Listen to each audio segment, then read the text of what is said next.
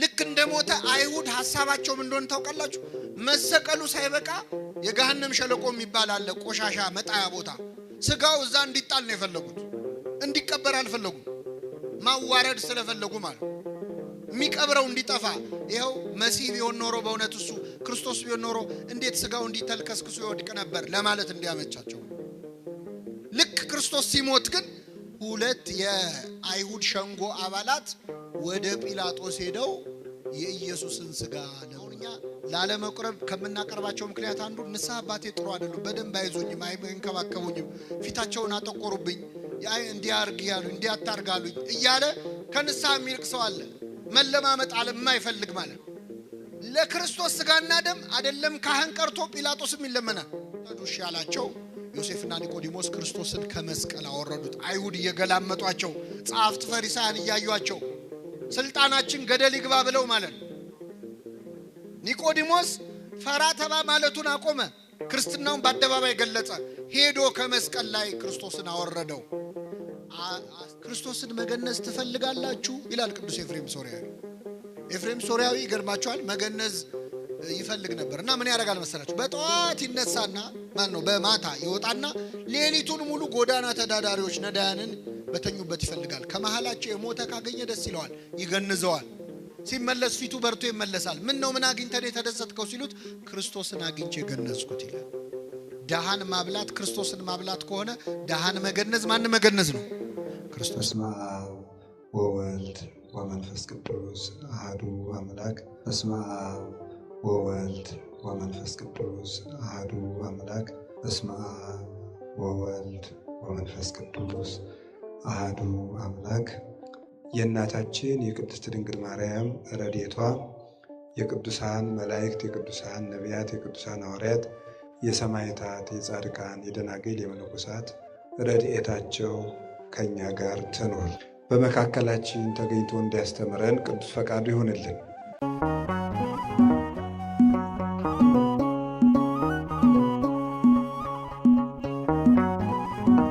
ኒቆዲሞስን ለሶስተኛ ጊዜ የምናገኘው በዮሐንስ ወንጌል ምዕራፍ 19 ላይ ነው። በዮሐንስ ወንጌል ምዕራፍ 19 ላይ ኒቆዲሞስ እንደ መጀመሪያው ቀን በሌሊት ፈርቶ ክርስትናውን በድብቅ ላድርግ ሳይል፣ እንደ ሁለተኛው ቀን ፈራ ተባ ሳይል በአደባባይ ክርስትናውን የገለጸበት ቀን። በአደባባይ መቼ ነው ካላችሁ ጌታችን መድኃኒታችን ኢየሱስ ክርስቶስ በመስቀል ላይ ተሰቅሎ በሞተበት ዕለት ዓርብ ዕለት።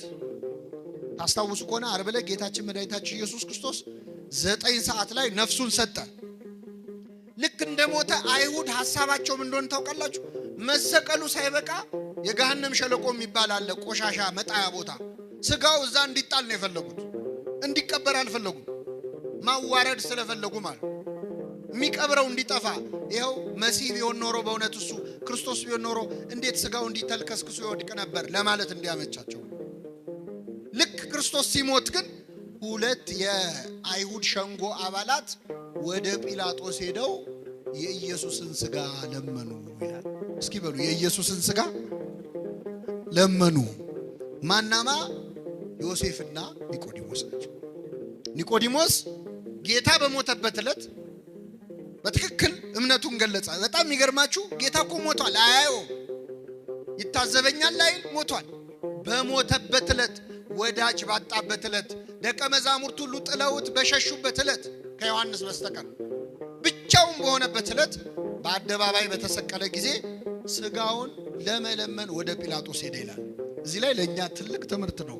የኢየሱስን ስጋ ዮሴፍና ኒቆዲሞስ ሄደው ጲላጦስን የኢየሱስን ስጋ ለመኑት ይላል። ትልቅ ጸሎት ነው በእውነት።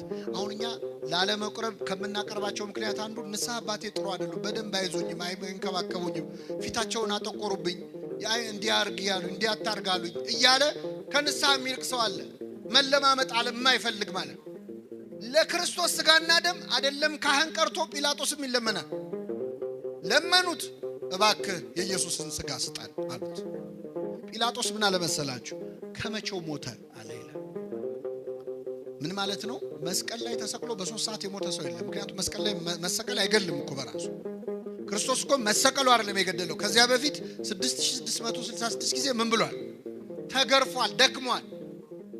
ስለዚህ መስቀል ላይ በቀረችው ሰዓት ስቃይ የተቀበለባት ሰዓት ነች። ፍቅሩን የገለጸ የሚገርማችሁ ስለኛ ያን ሁሉ ስቃይ ተቀብሎ ሲቸነክሩት እንኳን አምጥተው ጠጅ ያጠጣሉ ሮማውያን። የሚቸነክሩት ሰው ትንሽ እንደው ቁስሉ እንዳይሰማው ጠጅ ያጠጥተው ትንሽ ሰክሮ ደንዝዞ ህመሙ ሳይሰማው እንዲያልፍ ማለት። ክርስቶስ ግን ጠጅ ሲያመጡለት ተፋው ነው የሚለው። ስለኛ የሚቀበለውን መከራ በምንም መቀነስ አልፈለገም። ሁሉን ህመም ታሟል ከራስ ፀጉሩ እስከ እግር ጥፍሩ ድረስ። ስለ መተላለፋችን ቆሰለ፣ ስለ በደላችን ታመመ። በእርሱ ቁስል እኛ ቁስል አሁን እንዴት ይፈውሳል? ቁስል እኮ ሲነካ ይጋባባላል። የክርስቶስ ቁስል ግን የሚፈውስ ቁስል ነው። የሚፈውስ ህመም ነው። ታሞ ማዳን የሚችል ቁስል ነው። እና ዮሴፍና ኒቆዲሞስ ቀርበው ጲላጦስን ስጠን አሉት። ጲላጦስ ደብዳቤ ጽፎ ውሰዱ እሺ አላቸው። ዮሴፍና ኒቆዲሞስ ክርስቶስን ከመስቀል አወረዱት። አይሁድ እየገላመጧቸው፣ ጸሐፍት ፈሪሳውያን እያዩአቸው ስልጣናችን ገደል ይግባ ብለው ማለት። ኒቆዲሞስ ፈራ ተባ ማለቱን አቆመ። ክርስትናውን በአደባባይ ገለጸ። ሄዶ ከመስቀል ላይ ክርስቶስን አወረደው። አስተኝተው በግራውና በቀኙ ቆመው እያለቀሱ ገነዙት። ደከምከኑ መጽኔሆሙ ለድኩማን፣ ደካሞችን የምታጸናቸው ሆይ ደከምክን?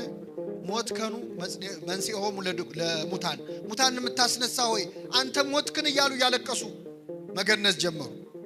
ይህን ጊዜ መላእክቱን ልኮ ነገራቸው። እንዴት እንደ ሩቅ ብእሲ እንደ ፍጡር እያለቀሳችሁ ትገንዙኛላችሁ? እያመሰገናችሁ ነው እንጂ ብሎ በመላእክቱ አስነገራቸው። ይህን ጊዜ ቅዱስ እግዚአብሔር ቅዱስ ኃያል ቅዱስ ሕያው ዘይመውት፣ ቅዱስ እግዚአብሔር ቅዱስ ኃያል ቅዱስ ሕያው የማይሞት እያሉ እየተንቀጠቀጡ ገነዙት። ክርስቶስን መገነዝ እንዴት አይነት ክብር ነው! ቅዱስ ኤፍሬም ሶርያዊ ዮሴፍና ኒቆዲሞስን ይጠይቃቸዋል። እንዴት ችላችሁ ገነዛችሁት? እንዴት አስቻላችሁ? አይንን የሚያበራውን አምላክ አይኑን እንዴት ከደናችሁት? ሽባ የሚፈውሰውን አምላክ እጆቹን እግሮቹን እንዴት አሰራችሁ? የታሰረውን የሚፈታውን ጌታ እንዴት አድርጋችሁ ፈታችሁት አሰራችሁት ይላል። እና ዮሴፍና ኒቆዲሞስ በክብር ገነዙት። ቤተክርስቲያናችን የዮሴፍና ኒቆዲሞስን ክብር በደንብ ተረድታለች። አሁን ቤተክርስቲያን ስትሳለሙ መጀመሪያ ወድቃችሁ መሬቱን ትስማላችሁ አይደል? ከዛ ግራውንና ቀኙን። መሬቱን ስንስም መቃብሩን ነው እየተሳለምን ያለን። ግራና ቀኙን ስንስም ዮሴፍና ኒቆዲሞስን ነው የምናስታውስ። አባቶቻችን ቅዳሴ ላይ ሲቀድሱ ንፍቁ ካህንና ሰራዩ ካህን ጸሎት ሲያደርጉ ምንድነው የሚለው? ሰራዩ ካህን ዋናው ካህን ምንድነው የሚለው? ጌታ ሆይ ይህ እኔንና ይህን አብሮኝ የሚቀድሰውን ካህን ስጋህን እንደገነዙ እንደ ዮሴፍና እንደ ኒቆዲሞስ አድርገን ይላል። የሕማማት ቀን ደግሞ ብትገቡ ቤተ መቅደስ ታያላችሁ ተአምር። የክርስቶስን ልክ እንደተገነዘ ሆኖ ሁለት ካህናት ይዘው 41 ጊዜ እየተዞረ እግዚኦታ እየተባለ እነሱ የተሰማቸው እንዲሰማን የሚያደርግ ጸሎት አለ። የትንሣኤ ሰሞን ደግሞ ገና ቅዳሴ ስንጀምር ሃሌሉያ ዮሴፍ ወኒቆዲሞስ ገነዝዎ ለኢየሱስ፣ ዮሴፍና ኒቆዲሞስ ኢየሱስን ምን አሉት? ገነዙት እያልን ነው ቅዳሴ የምንጀምረው። ራሱ ክርስቶስን መገነዝ እንዴት ያለ ክብር ነው! ክርስቶስን መገነዝ ትፈልጋላችሁ ይላል ቅዱስ ኤፍሬም ሶርያዊ። ኤፍሬም ሶርያዊ ይገርማቸዋል፣ መገነዝ ይፈልግ ነበር እና ምን ያደርጋል መሰላችሁ? በጠዋት ይነሳና በማታ ይወጣና ሌሊቱን ሙሉ ጎዳና ተዳዳሪዎች ነዳያንን በተኙበት ይፈልጋል። ከመሃላቸው የሞተ ካገኘ ደስ ይለዋል፣ ይገንዘዋል። ሲመለስ ፊቱ በርቶ ይመለሳል። ምን ነው ምን አግኝተህ የተደሰትከው ሲሉት ክርስቶስን አግኝቼ ገነዝኩት ይላል። ደሃን ማብላት ክርስቶስን ማብላት ከሆነ ደሃን መገነዝ ማን መገነዝ ነው? ክርስቶስን መገነዝ ነው። ስለዚህ ኒቆዲሞስ በቤተክርስቲያናችን እጅግ ትልቅ ክብር ያለው ቅዱስ ነው። ቀስ እያለ በፍርሃት የጀመረ ክርስትና ከዛ ፈራ ተባ ወደ ማለት ከዚያ ደግሞ በአደባባይ ስለ ክርስቶስ ወደ መመስከር ሰማዕትነት እኮ ነው። ሰማዕትነት ከዚህ በላይ ምን ሰማዕትነት አለ? እና ክርስትናችን የምንሞትለት መከራ የምንቀበልለት ልታምኑ ብቻ አይደለም የተጠራችሁት። እንደነ ቅዱስ አግናጢዮስ ልታምኑ ብቻ ሳይሆን መከራን ምን ልትሉ ልትቀበሉ። ክርስቶስ ይቺ ጽዋ ከኔ ትለፍ ብሎ ለሁላችን ያስተላለፈው መከራውን ነው። ከኔ ትተላለፍ፣ ከኔ ወደ ቀጣዩ ትውልድ ትሂድ ብሏል። ስለዚህ ክርስቶስን የጠሉ ሁሉ ክርስቲያኖችን ይጠላሉ። በዓለም ሳላችሁ መከራ አለባችሁ፣ እውነት እላችኋለሁ እኔ ዓለምን አሸንፌዋለሁ ብሏል።